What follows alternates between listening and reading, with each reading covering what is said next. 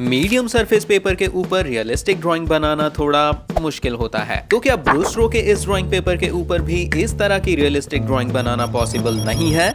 इस वीडियो में मैं ब्रूस स्ट्रोक के इस ड्राइंग पेपर के ऊपर करूंगा 4 इंपॉर्टेंट टेस्ट और कोशिश करूंगा इस रियलिस्टिक आंख को ड्रॉ करने की। एंड फिर देखेंगे कि इस ड्राइंग पेपर के ऊपर रियलिस्टिक ड्राइंग बनाने में कौन कौन सी दिक्कतें आती हैं। तो चलो शुरू करते हैं। तो सबसे पहले मैं इस पेपर के ऊपर इस आंख की आउटलाइंस को ड्रॉ कर लेता हूं और साथ साथ बात करते हैं इस पेपर की उन क्वालिटीज के बारे में जो हमें ब्रांड की तरफ से बताई गई हैं। सबसे पहली चीज तो इस पेपर की सरफेस ही है, जो कि एक मीडियम सरफेस है और हमें पेंसिल के पहले स्ट्रोक से ही फील हो जाता है कि पेपर की सरफेस खुरदुरी है, मतलब स्मूथ नहीं है। एंड मीडियम सरफेस का रियलिस्टिक ड्रॉइंग के ऊपर काफी इफेक्ट पड़ता है, जिसके बारे में मैं आपको आगे बताऊंगा, तो इस चीज को आप ध्यान में रखना। उसके बाद पेपर की थिकनेस की बात करते हैं तो ये 200 GSM में आता है, जो कि काफी अच्छा है। हम ग्रेफाइट की मल्टीपल लेयर्स इसके ऊपर ऐड कर सकते हैं, बाकी इसकी सच्चाई शेडिंग के टाइम पता चलेगी। उसके बाद कुछ और क्वालिटीज भी बताई गई हैं, जैसे कि ये एलिमेंटल क्लोरीन फ्री है, मतलब इसको जिस केमिकल प्रोसेस के साथ बनाया गया है वो एनवायरनमेंट के लिए कम हार्मफुल होती है। उसके बाद ये एसिड फ्री है, मतलब ये जल्दी जल्दी येलो येलो सा नहीं होगा, मतलब खराब नहीं होगा। और इसी के साथ हमारी आउटलाइंस भी कंप्लीट हो गई हैं और अब हम स्टार्ट करेंगे हमारा पहला टेस्ट, लेयरिंग। मैं शेडिंग में dark to light approach use कर रहा हूं, तो सबसे पहले मैं यहां पे कॉन्टे पेरिस 3B पेंसिल के साथ डार्क वैल्यूज को ऐड करूंगा।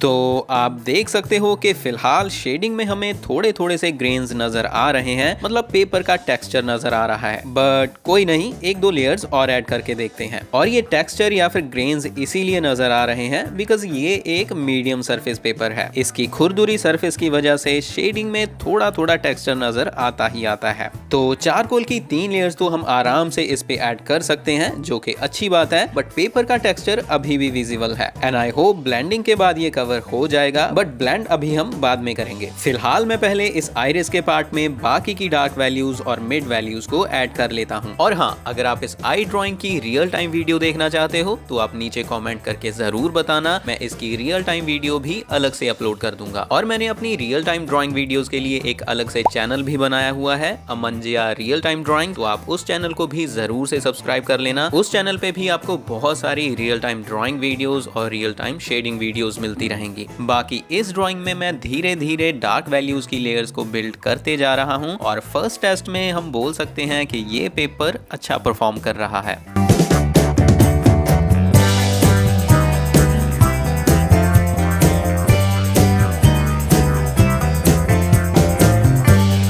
अब बारी है सेकंड टेस्ट की, जिसमें मैं चारकोल के बाद अब ग्रेफाइट पेंसिल्स के साथ शेडिंग करके देखूंगा कि हम इस पेपर के ऊपर ग्रेफाइट की कितनी लेयर्स को ऐड कर सकते हैं।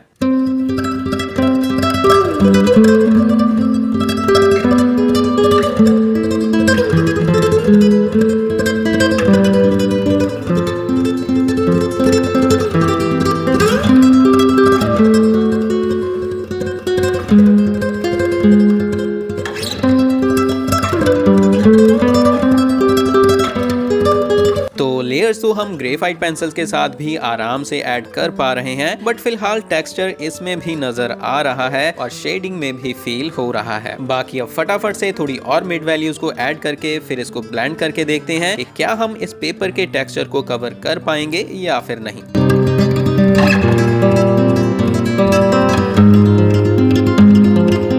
तो दोनों लेयरिंग टेस्ट में तो ये पेपर पास हो गया है, हम इसके ऊपर अच्छी खासी शेडिंग की लेयर्स बना सकते हैं। अब हम स्टार्ट करते हैं हमारा थर्ड टेस्ट, ब्लेंडिंग।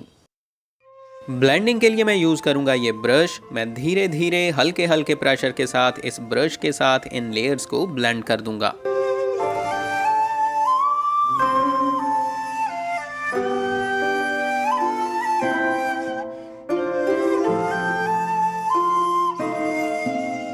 तो गाइस ब्लेंडिंग तो हम अच्छे से कर पा रहे हैं, कोई दिक्कत नहीं आ रही है। और हाँ, टेक्सचर डार्क वैल्यूज वाले पार्ट्स में तो कवर हो गया है, बट मिड वैल्यूज वाले एरियाज में अभी भी थोड़ा थोड़ा टेक्सचर दिख रहा है। हालांकि मिड वैल्यूज को हम अच्छे से ब्लेंड कर पा रहे हैं, बट मुझे डर है कि लाइट वैल्यूज वाले पार्ट्स में और स्मूथ स्किन टोन वाले एरियाज में ब्लेंड करना मुश्किल ना हो। चलो देखते हैं। तो मैं सबसे पहले आई बॉल के पार्ट में HB ग्रेड की पेंसिल के साथ लाइट वैल्यूज को ऐड करूंगा।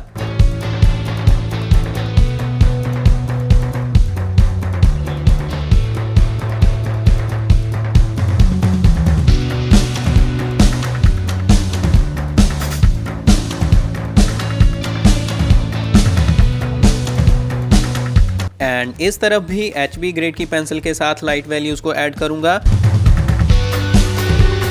और इस कॉर्नर में जो शैडोज हैं उनके लिए 4B और ब्लैक 6B पेंसिल के साथ शेडिंग करूंगा। उसके बाद मैं 2B ग्रेड की पेंसिल के साथ बाकी के स्किन वाले एरियाज में शेडिंग करनी स्टार्ट करूंगा। मैं बहुत हल्के प्रेशर के साथ शेडिंग कर रहा हूं ताकि पेपर हल्का सा भी डैमेज ना हो और मैं जितनी हो सके उतनी स्मूथ शेडिंग कर पाऊं।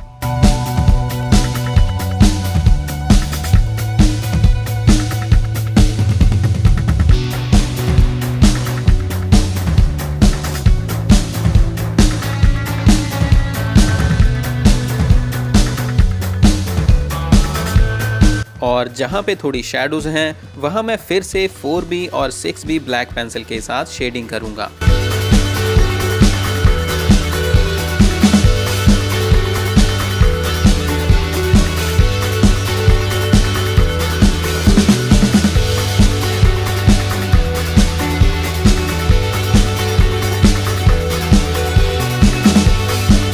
और अब फाइनली टाइम आ गया है ग्रेफाइट के लेयर्स को ब्लेंड करके देखने का। तो मैं फटाफट से करता हूं इनको ब्लेंड और फिर देखते हैं कि क्या ये पेपर इस टेस्ट में पास हो पाता है या फिर नहीं।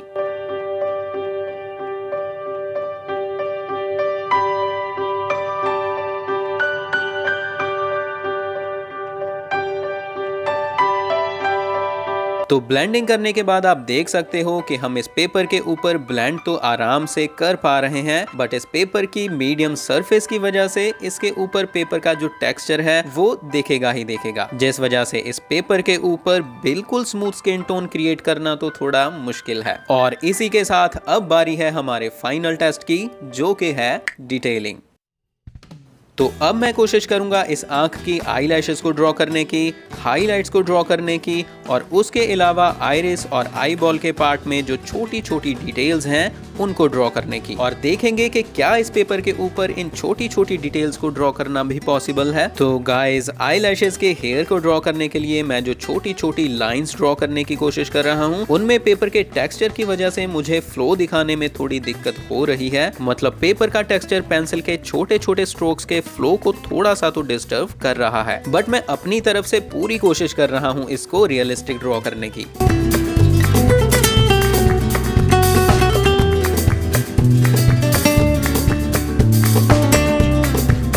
आईलैशेस के बाद अब बाकी की छोटी छोटी डिटेल्स को ड्रॉ करके देखते हैं।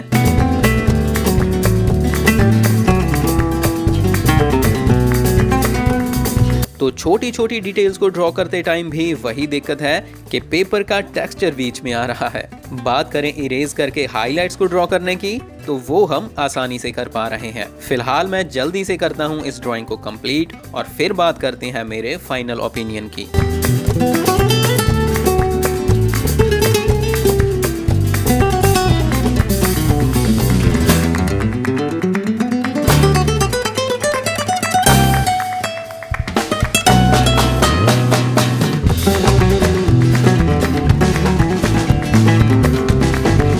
तो फाइनली आप देख सकते हो कि मैंने इस आंख को ब्रूस स्ट्रोक के इस मीडियम सरफेस पेपर के ऊपर रियलिस्टिकली ड्रॉ कर लिया है। एटलीस्ट दूर से तो ये रियलिस्टिक लग रही है, बट अगर हम इसको थोड़ा पास से देखें तो आपको शेडिंग में पेपर का टेक्सचर साफ साफ नजर आएगा। और इसलिए इस पेपर के ऊपर इस तरह की स्मूथ स्किन को ड्रॉ करना मुश्किल है।